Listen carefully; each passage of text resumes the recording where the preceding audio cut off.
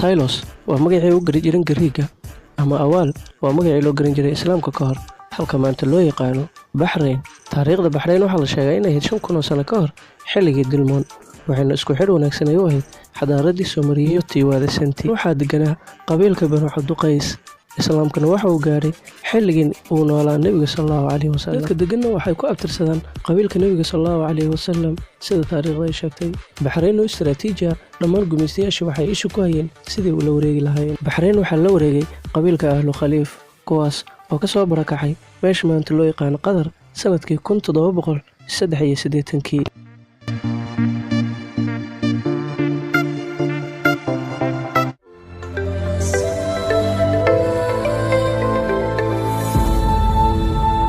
markii soo ifbaxday boqortooyadii Ingiriiska inay gumaysto Khaliijka ciidamadoodu waxay soo gaareen Khaliijka waxayna heshiis la saxiixdeen boqortooyadii Bahrain ee xilligaas xukumaysay. heshiiska ugu dambeeyay waxay kala saxiixdeen 1860 xilli laga joogay qarniyo wax ka badan. boqortooyadii Bahrain xilligaas oo ku hoos nooleed gumaystii Ingiriiska waxay xukumayeen Ingiriiska ama gumaysi ku haysteen ilaa laga soo gaaray heshiiskii Belgrade.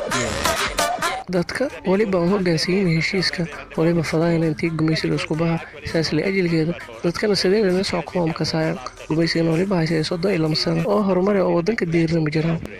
Bahrain waxa ay soo martay dhibaatooyin kala duwan. heshiiska Belgrade waxa uu guraan u ahaa inuu iska baxo gumaysiga dhammaan dhulka Bahrain laakiin waxa badiday Britain heshiiska. dhammaan waxyaabaha dhacay oo looga soo horjeedo Britain iyo sheekha xukuumadda Bahrain anagana waan ka soo horjeednaa.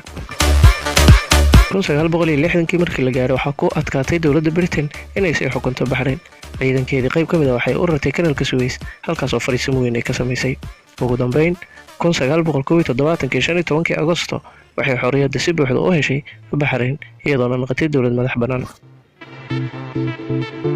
kuma faraxsanay qoyska boqortooyada in gumaystaha Ingiriiska uu ka baxo Bahrain. arrinkaasna waxaa cadeeyay hogaamiye ah hadda xukuumada Bahrain ee Maxamed Khaliif asagoo ka hor cadeeyay shirka xorriyadda ee qaramada midoobay. heshiiskii ugu horreeyay Ingiriiska aan la galnay 1920 ayuu ahaa waxa ku dhow 200 oo sano ayuu Ingiriiska halkan xukumay ilaa laga soo gaaro 1971 marka uu xaqiijiyay Britain inuu ka baxayo Khaliijka. go'aankana waxaa qaatay labada dhinac mid ka mid ah laakiin mid naga mid ah waxa uu isweydiiyay sabab uu u baxay Ingiriiska annaga kama dalbanin.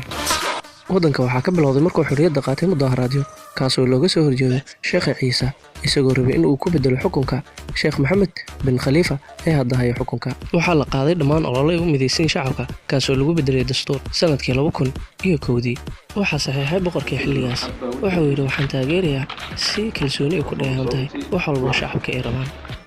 Sheekh Mohammed bin Khalifa waa boqorka Bahrain waqti dheer uu haystay Bahrain iyo lunsasho hanti badan oo shacabka ay leeyihiin waxay sababtay 2011 in ay ku biiraan gugii Carabta ee dhammaan ka bilowday boqortooyinka Carabta taas oo sababtay ugu dambeyntii in madaxweynayaal badan xilka laga ciriyo qaar la dilo qaarna ay wadankiiba dibadda uga baxaan.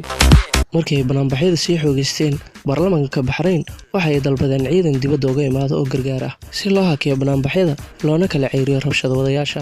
waxaa baaqa ka soo jawaabay Mareykanka, Ingiriiska, Sacuudiga, Imaaraadka iyo Urdun dhammaan ayagoo u soo diray ciidan. waxayna howlgal ka bilaabeen Bahrain si ay u kala ciriyaan banaanbaxyaasha rabshadaha wato ayna u soo celiyaan nidaamkii kala dambeynta iyo xukunkii Mohammed bin Khalifa si ay ugu sii hayaan kursigiisa. waxaa sii batay rabshadaha iyo banaanbaxyada taas oo sababtay in ciidamada qaarkood lagu bursado wadooyinka.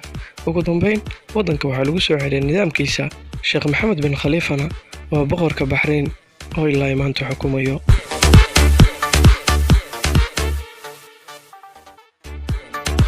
intaas ayaan ku soo gabagabaynaynaa barnaamijkeena maanta. haddii fikir dheeri aad hayso waad noo soo gudbin karaysaa. assalaamu calaykum.